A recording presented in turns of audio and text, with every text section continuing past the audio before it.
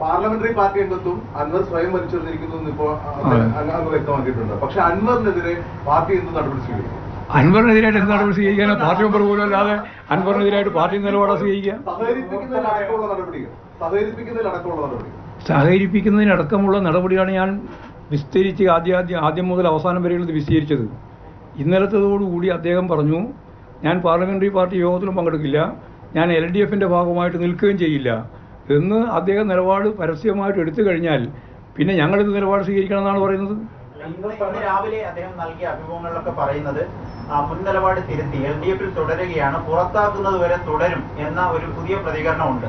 അങ്ങനെയെങ്കിൽ പുറത്താക്കിയതായി ഒരു കത്ത് കിട്ടുന്നവരെ തുടരുമെന്നാണ് പറഞ്ഞിരിക്കുന്നത്. അൻവർ ഇപ്പോൾ ആദ്യം മുതൽ പറഞ്ഞുകൊണ്ടിരിക്കുന്നതിൽ നിന്നും ഒരുപാട് രീതിയിൽ മാറിക്കൊണ്ടിരിക്കുകയാണ്. ആ മാറ്റത്തിന്റെ സ്ഥിതി എന്താണ് എന്നുള്ളതൊന്നും മനോനില എന്താണ് എന്നൊന്നും എനിക്കിപ്പോൾ പറയാൻ സാധിക്കില്ല. പാർട്ടിക്ക് അൻവറെ പുറന്തള്ളണം എന്ന ഒരു അഭിപ്രായവും അന്നുമില്ല ഇന്നുമില്ല.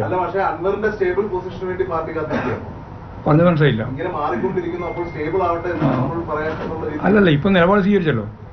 ഇനി എന്തെന്നുള്ളത് അൻവറാണ് ശരിയായ രീതിയിൽ കൈകാര്യം ചെയ്യുന്നത്.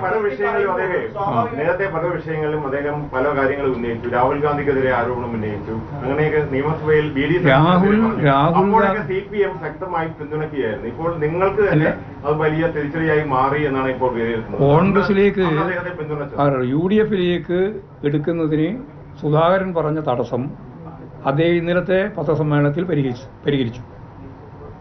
ശ്രദ്ധിച്ചില്ലേ ഇന്നലെ? എന്തായിരുന്നു സുധാകരൻ പറഞ്ഞത്? അല്ല, ഞങ്ങളിപ്പോഴ് ഓരോന്നോരോന്നായിട്ട് അംഗീകരിക്കുകയും ഓരോന്നോരോന്നായിട്ട് എതിർക്കുകയും ചെയ്യേണ്ടതല്ലോ. പൊതുവായിട്ടല്ലേ ഞങ്ങൾ നിലപാട് സ്വീകരിക്കുക. രാജീവ് ഗാന്ധിയുടെ, അതായത് രാഹുലിൻ്റെ പിതാവിൻ്റെ കാര്യമാണ്. അദ്ദേഹം ഇന്നലെ പറഞ്ഞല്ലോ, കരുണാകരനും നേതാക്കന്മാരെല്ലാം നിൽക്കുന്നു വണ്ടിയായിട്ട്. എന്നിട്ട് രാജീവ് ഗാന്ധി എൻ്റെ ബാപ്പയുടെ കാറിലാണ് പോയത് എന്ന് ഇന്നലത്തെ വാർത്താ സമ്മേളനത്തിൽ പറഞ്ഞത് ഓർക്കുന്നുണ്ടല്ലോ. ഞാൻ പറഞ്ഞു തീർക്കട്ടെ. അങ്ങനെ പറഞ്ഞല്ലോ. മാത്രമല്ല, രാഹുൽ ഗാന്ധിയെ പറ്റി ഞാൻ പറഞ്ഞത് അന്നത്തെ ഒരു സാഹചര്യത്തെ അടിസ്ഥാനപ്പെടുത്തിയിട്ട് വിശദീകരിച്ചത് മാത്രമാണ്.